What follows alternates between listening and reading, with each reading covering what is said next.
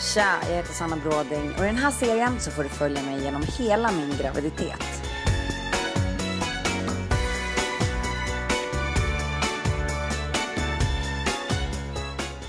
Tja, Sanna här. Jag är i vecka 26 nu. Nu börjar det synas lite mer. Och nu är vi på mitt jobb. Ett av mina jobb ska jag tillägga, på Metropol.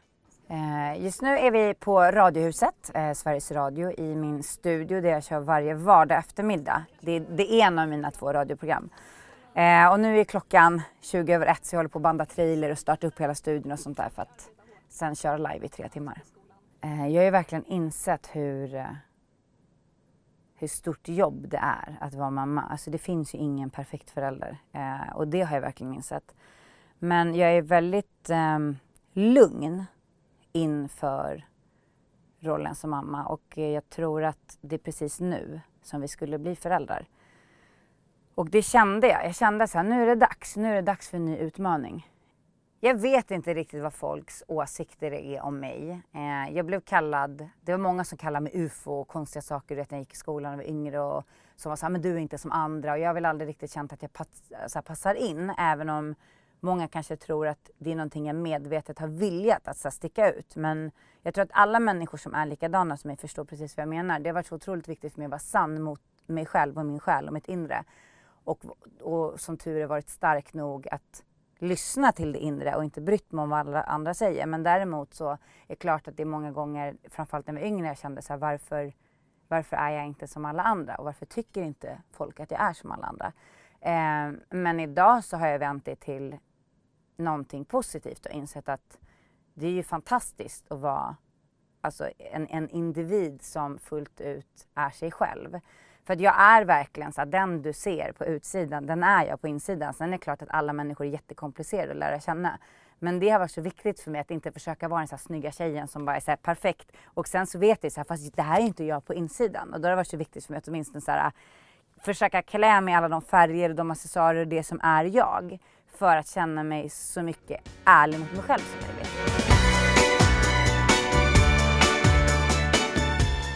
Alltså att ha vuxit upp med ganska mycket ätstörningar, vilket började redan i ganska ung ålder när jag var anorektisk. Så det är klart att de tankarna, och det vet man ju hur mycket behandlingar och så du än har. Nu har jag ändå mått bra i typ 5 år. Så då finns de där och det kan komma tillbaka. Så att det första jag gjorde, första mötet med barnmorskan, var att berätta min historik. Och jag var så här, jag vet att det här kan påverka mig. Jag har varit i många djupa depressioner och jag har lidit av de här typerna av missbruk och de här ätstörningarna. Och det här är mitt liv och det är jag. Så att jag fick direkt inkopplad, jag får hjälp av psykiatrin. Så att jag har den uppbackningen under hela graviditeten. Och kommer även ha den uppbackningen så att barnavårdscentralen är informerad efteråt. När jag blev gravid så kände jag så här, men nu, det här är ju jättelänge sedan. Alltså det är väl inget problem. Jag mår ju bra nu. Men det kröp sig ändå på. Nu tog det så otroligt lång tid innan jag började få en mage överhuvudtaget. Det började inte synas förrän i vecka sådär 22, 23. Och sen har det liksom bara kommit. Och du vet att det kommer tankar kring att så här, du inte ska äta något extra eller men du vet hela den här grejen. Och det tror jag, och det insåg jag så här, men det här är inte sunt. Men det är fortfarande, det är så otroligt starkt. Det är ju någon annan som styr i dig. Jag menar det är därför en sjukdom. Det är inte bara att så här, nu har jag lust att vara smal. Det är ju verkligen en förändring i hjärnan och din hela liksom kroppsuppfattning. Men det blev ganska snart bättre för att jag hela tiden pratar om det. Och att jag är jätteöppen med Britter som allting. Och han har ju sett mig när jag var som, väl, liksom, inte som sämst men väldigt dålig förut. Och han är ju helt fantastisk gällande liksom. Han tycker det var fint när jag går upp i vikt. Och han har ju bara längtat efter att magen skulle komma för han tyckte det tog så lång tid. Det är klart att det är jättemycket press på hur man ska vara som gravid. Och det är väldigt få liksom sajter eller folk som pratar om allt det negativa kring en graviditet. Allting som är lite pinsamt. Och framförallt kropparna ska hela tiden vara så här, gå ner så fort som möjligt efter att ha fött ett barn. Och jag menar, herregud, hur många får inte vätska i hela kroppen och går upp jättemycket, sånt som bara rinner av det direkt efteråt. Det kan du inte då för. Ska du gå och skämmas över det då? Alltså det är helt sjukt att det enda fokuset ska vara att vi ska bli smala igen när du har fått ut ett barn. Så att jag hoppas och tror att mitt fokus inte kommer att ligga där. Och jag tror faktiskt inte att det kommer att göra det. Det finns ju olika så här grupper som jobbar med folk som just är gravida och har haft en ätstörning.